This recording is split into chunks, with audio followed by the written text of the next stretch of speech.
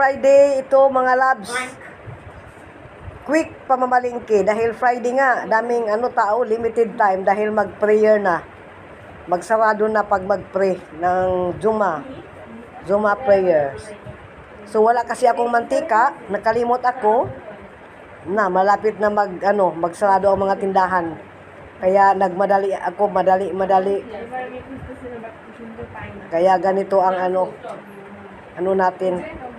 Papunta ito sa tindahan.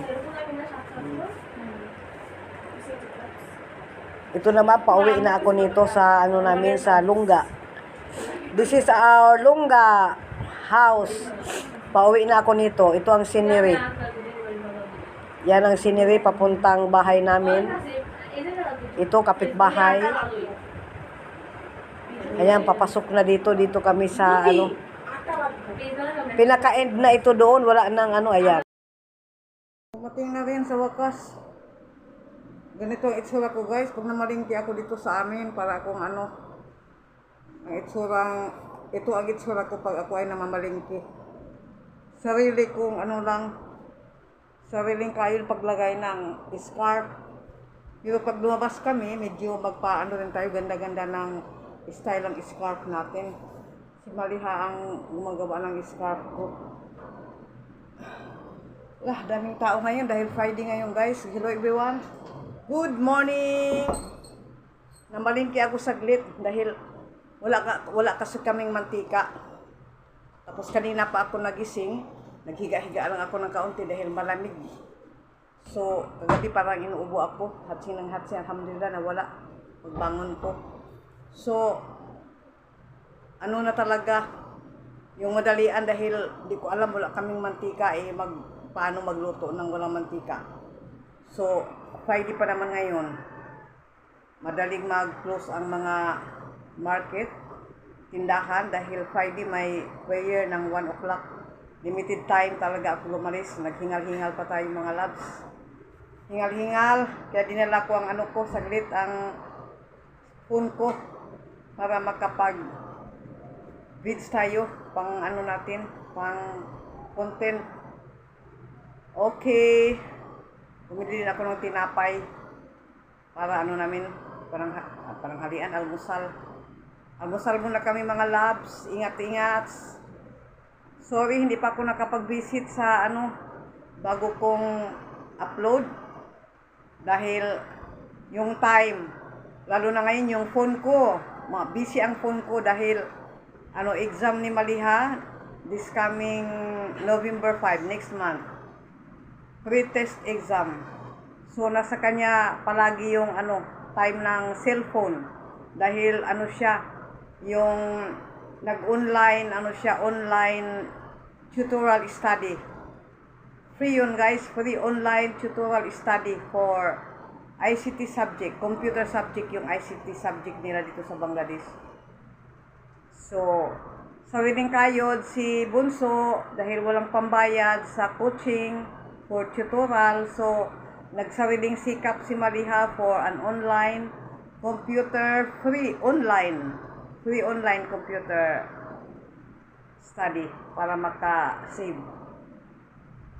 Kaya yung phone ko busy kay Maliha, wag kayong mga labs, bibisitahin ko talaga kayo. Yung phone ko ay di ko makuha yung yung time. Minsan naman wala siyang study, minsan tapos na siya mag-study ng lessons, naboboard din si Bunso. Kaya kahit ako na lang ang maboard, wag lang maboard si Bunso. Minsan pinagbibigyan. Good morning! I'll put 4 eggs, no milkshake. 3 only. Or milkshake, I'll make Nuna. Okay, 3 only. The other one big. Si Rihanna, magluto siya dahil natwil ako mga labs. Kumusta kayo dyan? Ayan, mayroon akong colds. Umatake yung allergy natin sa nasal allergy. Pag nasal allergy na ako, ayan, kasama niya ng ubo. Dahil yung ubo na yun, ang allergy cough. Asthmatic kasi tayo mga labs. Kaso hindi naman ako ina-asthma. Kasi pag may asthma ko noon, hangak ba mag-ana. Pero walang hangak, lang may ubo. Kaya bumili na ako ng for an allergy medicine. Tapos yung prescribe ng doktor sa akin, yung allergy cough. Ayun. Hapon pa ito. Kaya si Rihanna, magluto siya ngayon. Hindi ako naligo, giniginaw ako. Wala naman akong fever. Wala akong lagnat. Inaantok ako sa gamot na iniinom ko. Pag lumabas ako kahit masama ang pakiramdam ko kanina. Walang mamamalingki. So talagang kayod. Laban lang. Kahit masama ang pakiramdam, laban sa pamalingki. Kagabi hindi ko na nakaya, wala akong medisina. Hindi ko na kaya pumunta ng pharmacy. Naggabi na yon, so hindi naman pwede yung mga girls dahil daming standby dito sa eskinita namin. So mabuti dumating yung teacher ni nag-tutor kay Maliha. Ayan, nakikisuyo ako na bumili ng gamot ko sa allergy. Tapos sabi ko kay Rihanna, magantay ka lang dyan sa doon sa may bungad ng kalye namin dahil nakikita naman yung pharmacy. Tapos sunduin mo si sir kasi nakakahiya. Ayoko kasi sa kanila lumabas sa gabi dahil may mga standby dyan. Pag gabi daming standby. Pag ganito ang ko sakit, magluya ang akong lawas, luya kaayo. Ganito ako sa Saudi. Pag inatake ako ng allergy asthma, ayan, ang asawa ko, doktor agad. Tapos mga 3 days hanggang sa na ang katawan ko okay. Mga 5 days, hindi ako yan magluto. Yung hobby ko ang mangusina. Tapos pag pagaling sa opisina, magpahinga lang siya tapos magluto siya. Pag hindi naman niya kayang magluto dahil minsan napapagod rin, so bibili siya ng ready-made na pagkain. Ano to price? Have to eat, have this rice enough. So don't out now the rice.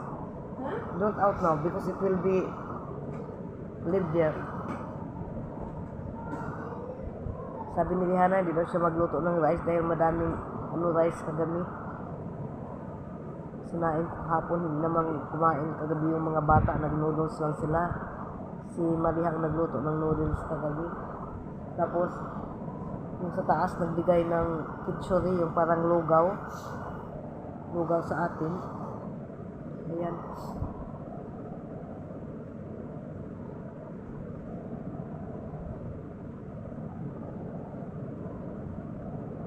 Pag may hobby talaga tayo, medyo natin, ba tayo, may diyan, honey, bumili ako ng talong at saka sili, wala kaming sili. Mabuti nga, nagkatulong na rin itong mga girls magluto. So daming si Maliha kahapon naglaba ng damit namin. Yung hobby ko kahit lang yun, kahit hindi siya, kahit ganito lang, siya, very supportive hobby. Pag manganak ako, yung unang anak ko sa panganay, 45 days hindi ako nagluluto. Asawa ko magluto siya ng sabaw. Marunong siya magluto ng sinabawan. Wala akong work. Yung mga anak ko, pag nanganak ako, kay Rihanna, kay Maliha, 1 month, wala akong work. Hobby ko.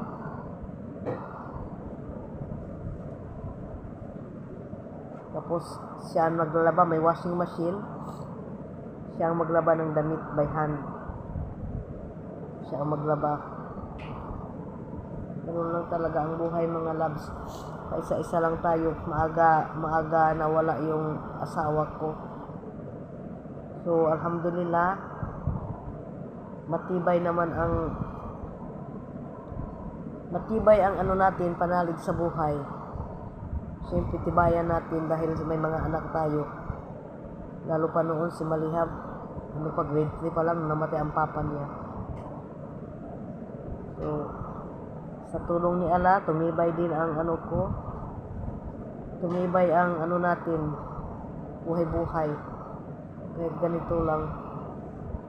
Mahirap lang magkasakit dahil mga bata, mabuti nga walang pasok sila. Si Maliha sa November 5 ang exam.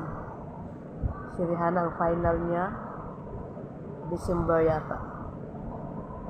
Nag-surgery na si Rihanna.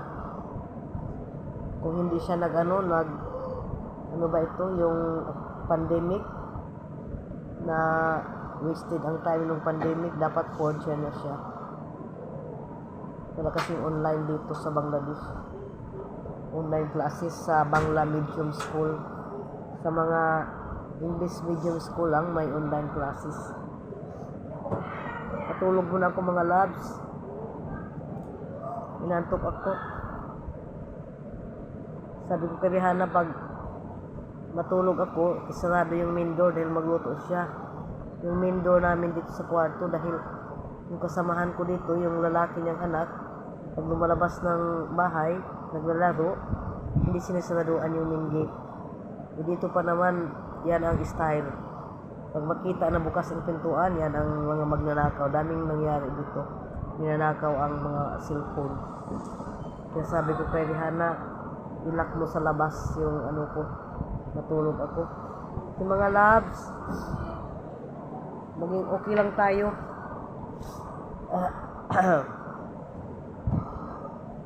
Ingat kayo. Ingat tayong lahat. You're the night sky trying to make me see.